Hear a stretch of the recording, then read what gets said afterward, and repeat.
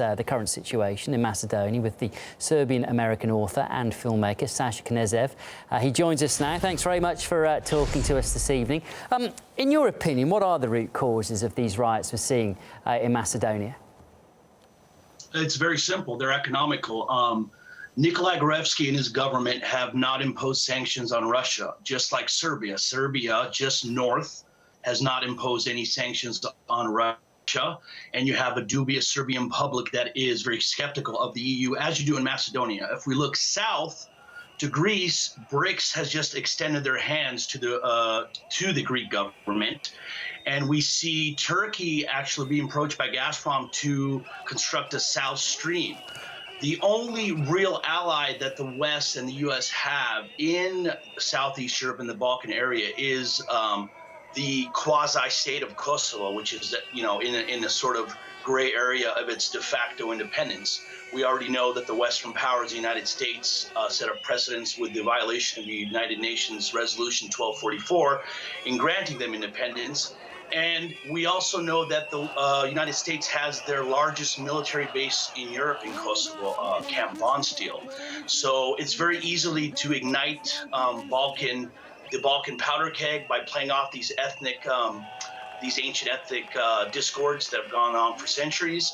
And I believe that this is an attempt by the United States government. And actually, we have Macedonian intelligence implicating Victoria Nuland, the Assistant Secretary of State for Eurasia, in trying to do exactly what they did in Ukraine. So I think it's economic.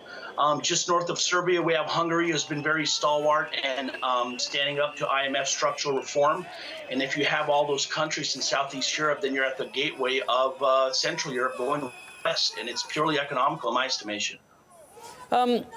We've heard comments, haven't we, from the US doubting the country's commitment to democracy. Britain has said Macedonia should be looking at a transitional government. I mean, the things you've talked about there, people might argue, OK, you can speculate like that, but here we're having clear comments from these governments about the situation in Macedonia. Do you see this as unnecessary interference? Absolutely. I mean, look at the Middle East. How many governments have been overthrown on the United States' behalf and the West's behalf? So, I mean, we call it speculation, but we also know that the United States itself is suffering a tremendous economic crisis, and it does all add up. All these tentacles stretch across.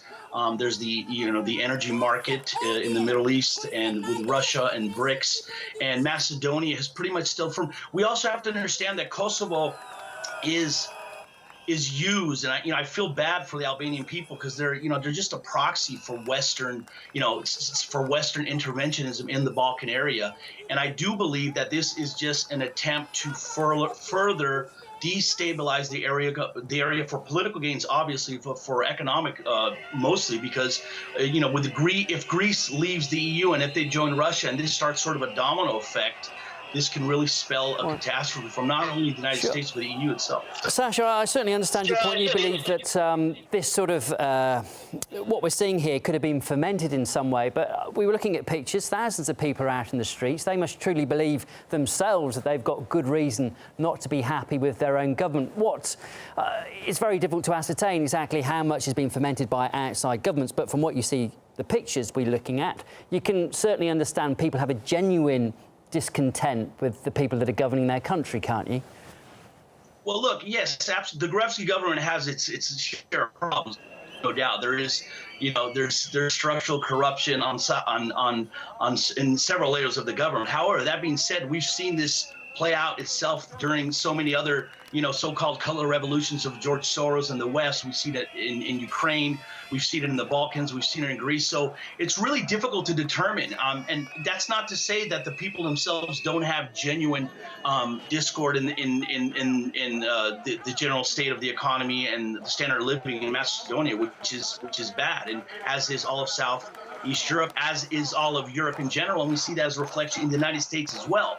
But I think that this is always used. It's very easy to, instead of looking at the grander picture, to use different ethnic backgrounds and inner turmoil to balkanize nations and to provide sort of dialectic and alternatives that ultimately end up benefiting, other greater forces. We have that in Baltimore here in the United States. The media attempts to place it black against white or between different ethnic backgrounds, but in actuality, we have a systemic police corruption that is applicable to all Americans. I mean, they're violating all our rights, and collectively, we should address this issue, what they're doing to all of us. But instead, the media tries to play it one against the other, gender, race, ethnic, and this is this is an old tactic that unfortunately seems to work every time. Sasha, interesting to hear your views on this. We've run out of time, so we do have to leave it there. But that was Sasha Knezev, a Serbian-American author and also filmmaker. Thank you. Thank you.